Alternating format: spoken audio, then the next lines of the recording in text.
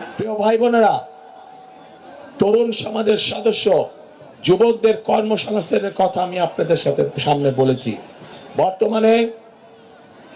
বর্তমানে তরুণ সমাজের যুব সমাজের বহু সদস্য আছে যারা আইটিতে কাজ করে, এই সিরাজগঞ্জ শহরেই আছে, এই পাবনা শহরেই আছে।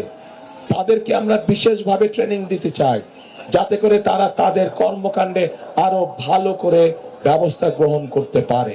একইভাবে এই এলাকার বহু মানুষ বিদেশে যায়, কিন্তু বিদেশে যখন যায় তখন তাদের কোনো ট্রেনিং থাকে না। আমরা চাই সিরাজগঞ্জ এবং পাবনায় আমরা ট্রেনিং সেন্টার, ভোকেশনাল ইনস্টিটিউট তৈরি করব, যার ফলে আমরা আমাদের বেকার ভাইদেরকে সেখানে আমরা ট্রেনিং দিব। ট্রেনিং দিয়ে আমরা বিদেশে পাঠাতে চাই যাতে করে তারা বিদেশে গেলে ভালো বেতনে কর্মসংস্থানের ব্যবস্থা করতে পারে। প্রিয় ভাই বোনেরা,